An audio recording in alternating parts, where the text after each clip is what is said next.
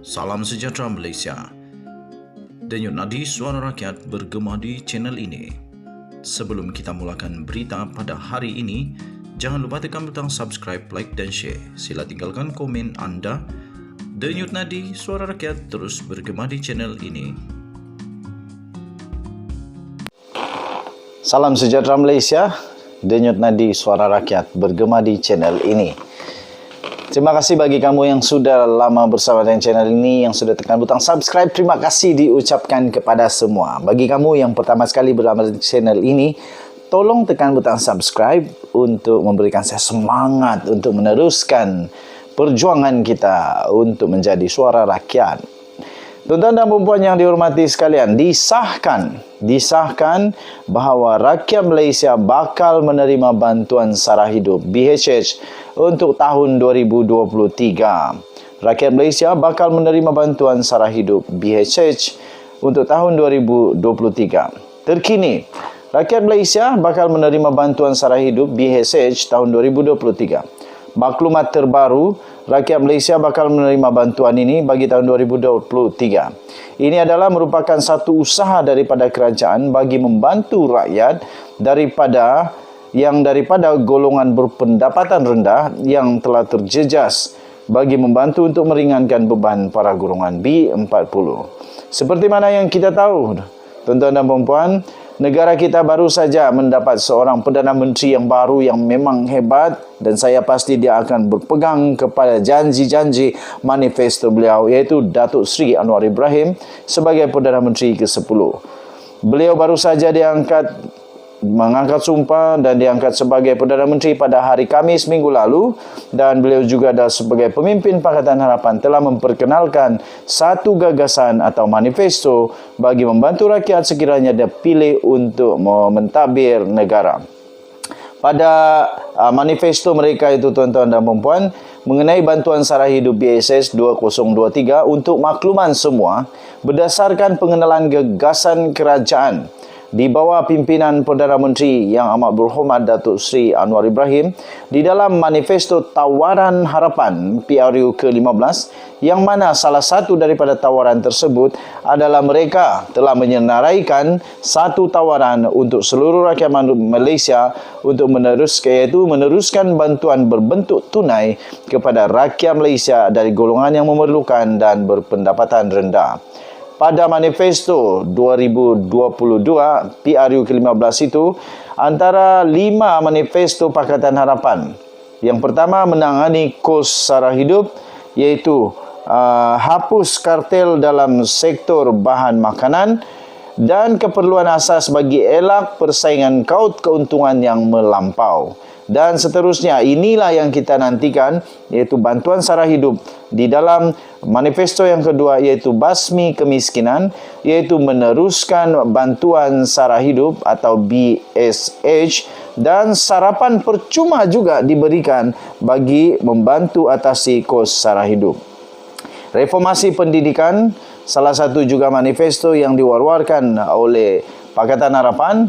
Reformasi pendidikan iaitu memberikan allowance khas kepada guru, menurunkan kadar lost grade generation, pulih jurang pembelajaran kerana penutupan sekolah akibat COVID-19.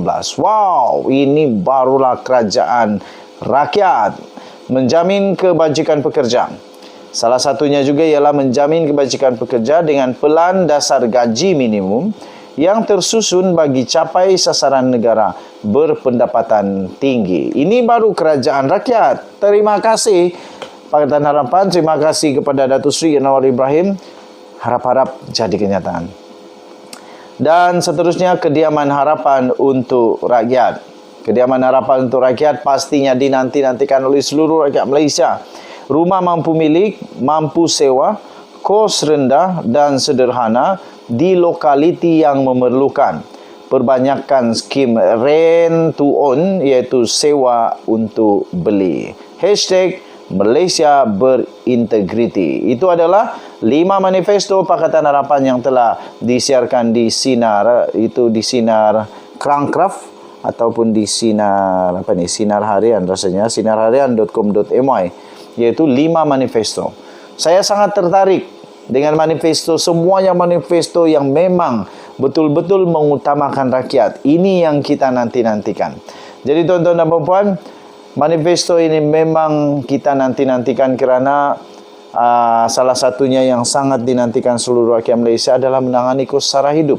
Ini betul-betul diperlukan, iaitu hentikan kartel makanan, hentikan kartel bahan makanan dan keperluan asas, iaitu mereka yang sewenang-wenang mengambil keuntungan berlipat kali ganda, berlampau-lampau, sehingga rakyat pula terpaksa membayar dengan kos yang amat-amat tinggi.